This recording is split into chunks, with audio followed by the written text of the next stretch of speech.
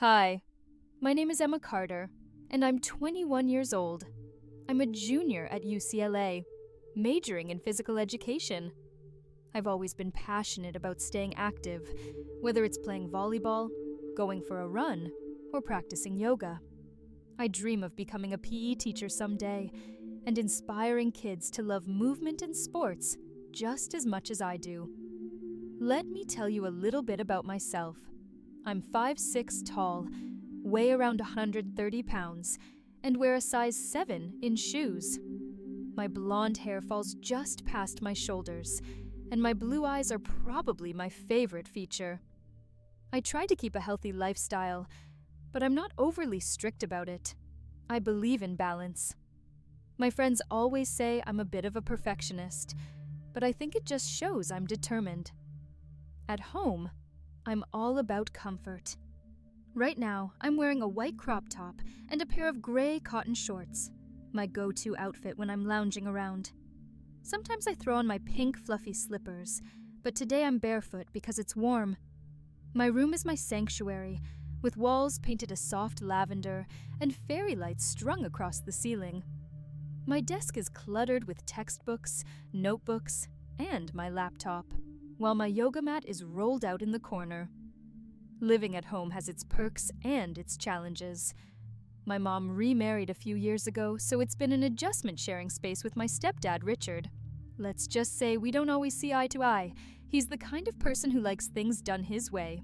And I'm, well, independent. Earlier today, I was in the kitchen making a smoothie when Richard walked in. He's always commenting on my eating habits, which gets on my nerves. "You're drinking that green stuff again?" he asked with a smirk. "Yep," I replied, keeping my tone neutral. "It's healthy and tastes good." "Doesn't look like it," he muttered under his breath, grabbing a soda from the fridge. I chose to ignore him and focused on blending my smoothie. This kind of exchange wasn't unusual, but I've learned to pick my battles. Later in the day, I was studying for an anatomy exam in the living room. Richard walked by and made another snide remark about how PE isn't a real major. This time I couldn't hold back. "Richard, do you realize how much science is involved in my degree?" I snapped. "Anatomy, physiology, kinesiology. It's not just kicking a ball around." "Sure, whatever you say," he replied, brushing me off. I took a deep breath, trying to calm myself. I reminded myself that his opinion didn't define me or my ambitions. My mom always says to let things roll off my back, but it's easier said than done. Despite the tension, I try to focus on the positives in my life. My friends at UCLA are like my second family. We've got this tradition of having study sessions at the campus quad, followed by grabbing burgers from our favorite food truck. My best friend Sarah is a biology major, and we often joke about how our study sessions turn into therapy sessions. When I'm not at school or studying, I'm usually working out or teaching a fitness class at a local community center. It's incredibly rewarding to see people of all ages getting stronger and more confident. Moments like those remind me why I chose this path. As the day winds down, I usually unwind by reading or watching a show on Netflix. Tonight, I'm rewatching Parks and Recreation for the millionth time. It never fails to make me laugh. Life isn't always perfect, but I've learned to focus on the things that bring me joy and fulfillment. Whether it's pursuing my degree, spending time with friends, or just enjoying a quiet evening at home, I'm grateful for the journey I'm on. Tomorrow, I've got a full day ahead. My schedule includes a morning run, classes in kinesiology and exercise science, and a group project meeting in the library. I also promised Sarah we'd hit the gym together after class. I'll probably end the day with some journaling. It helps me clear my mind and stay organized. Even though there are challenges, like dealing with Richard's attitude, I'm proud of how far I've come. College is about growth, both academically and personally, and I'm embracing every part of it. The next morning, I woke up early, determined to make the most of my day. I laced up my running shoes and headed out to the local park for a morning jog. The crisp air and the sound of birds chirping always helped me clear my mind. As I ran, I thought about the presentation I had to give later in my exercise science class. Public speaking isn't my favorite thing, but I've been practicing, and I feel ready. After my run, I returned home and showered before throwing on my UCLA hoodie and a pair of black leggings. I grabbed a quick breakfast, a bowl of oatmeal with banana slices, and a drizzle of honey, and headed to campus. The lecture hall was already buzzing with students when I arrived. Professor Grant, my kinesiology instructor, greeted us with his usual enthusiasm. I swung my legs over the side of the bed and padded to the bathroom, the cold floor tiles jolting me awake. My morning routine was a ritual I never skipped. After brushing my teeth and washing my face, I tied my hair into a high ponytail. Today called for another round of my usual oatmeal breakfast, but I decided to mix things up with a handful of fresh berries and a sprinkle of cinnamon. Before heading out, I checked my schedule. Today included an 8:00 a.m. biomechanics lab, a meeting with my academic advisor, and another fitness class to teach at the community center in the evening. I grabbed my backpack and my favorite insulated water bottle, making a mental note to refill it frequently. Hydration is key. By the time I arrived on campus, the morning sun was casting long shadows across the quad. The campus buzzed with activity as students hurried to their lectures or sipped coffee on benches. I spotted Sarah waving enthusiastically from a distance. She'd saved me a seat in the biomechanics lab, as always. "Morning, sunshine," Sarah greeted me, her energy already at full throttle.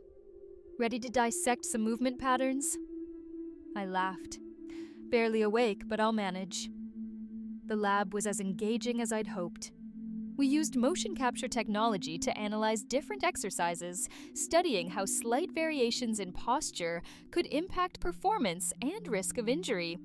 It fascinated me to see the science behind the movements I'd been practicing and teaching for years.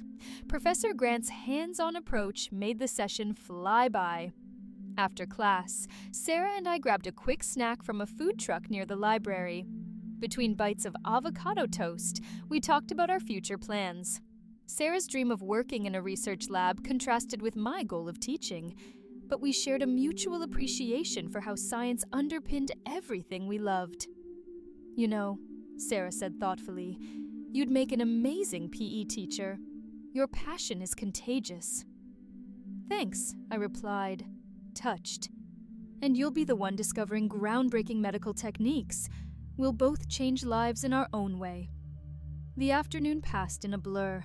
My meeting with my advisor went well. We discussed internship opportunities for the summer, and I left feeling motivated. I spent the next couple of hours in the library, finalizing the visual aid for my group project. The colorful charts and graphs brought our data to life, and I couldn't wait to present them to the class.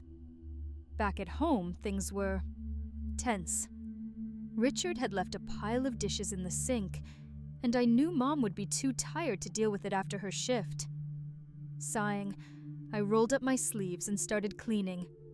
Moments like these made me miss living in the dorms, but I reminded myself that being here saved money and allowed me to support Mom in small ways. Richard walked in as I was finishing up. "You didn't have to do that," he said, his tone gruff but almost apologetic. "Someone had to," I replied simply, avoiding eye contact. The truce was fragile, but it was better than a confrontation. By 6:00 p.m., I was at the community center, setting up for my fitness class. Tonight's session focused on core strength, and the room filled with a diverse group of participants. Watching them challenge themselves and cheer each other on reminded me why I loved teaching. The hour flew by, leaving everyone sweaty but smiling.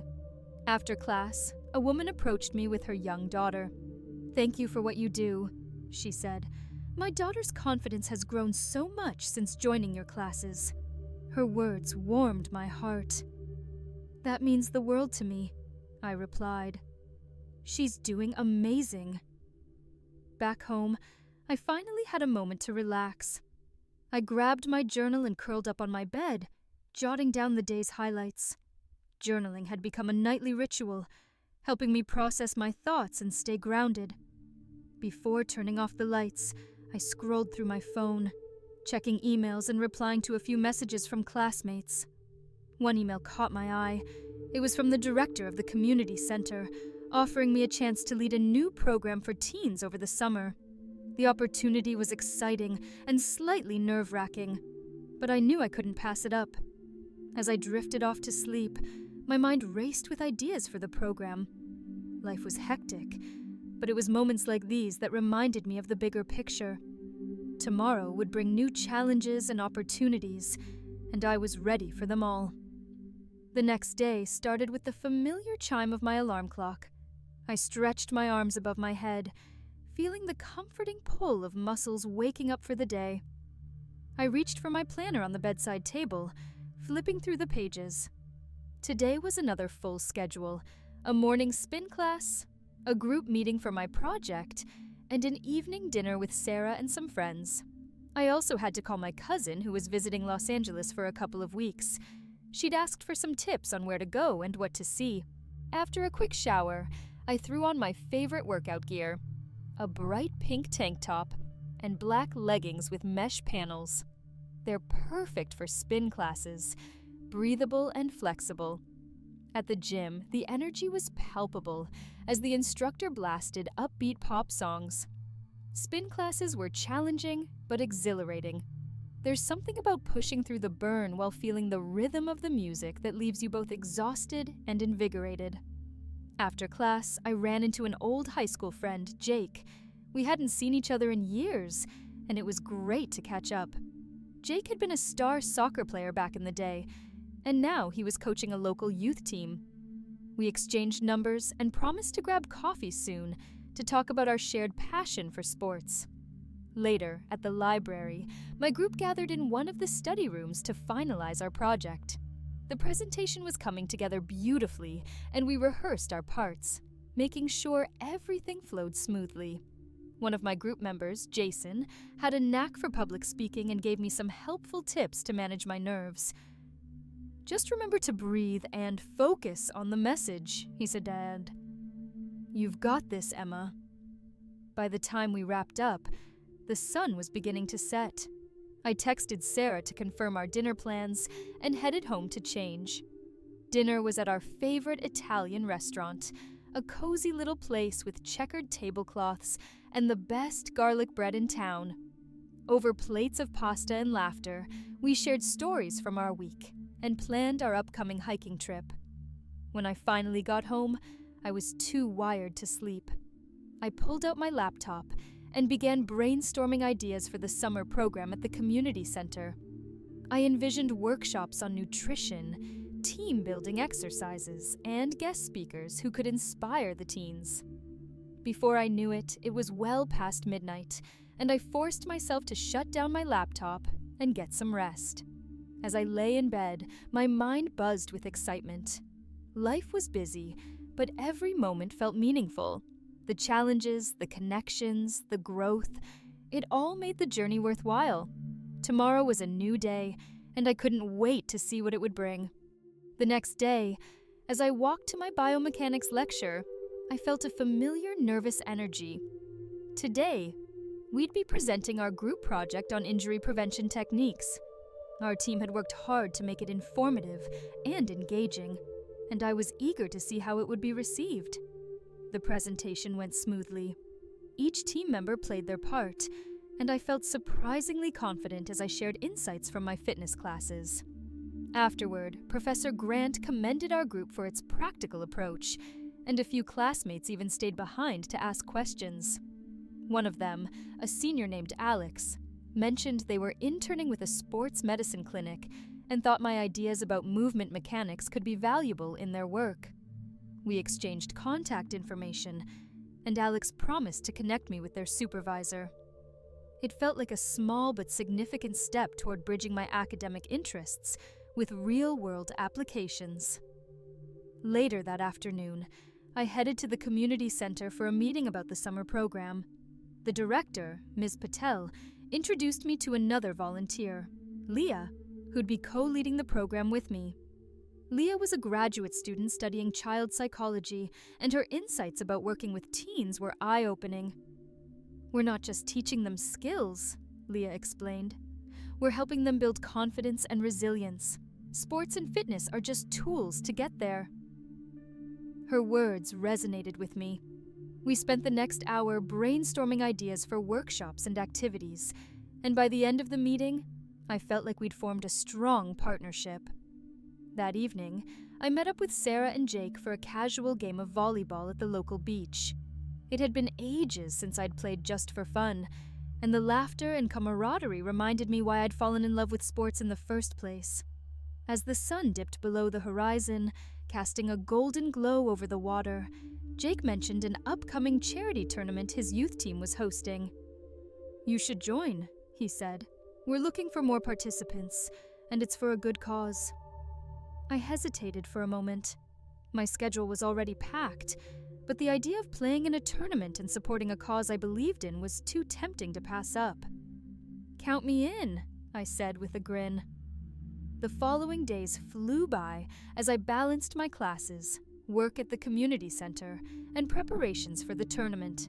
Sarah and I practiced together whenever we could, and Jake even offered some coaching tips.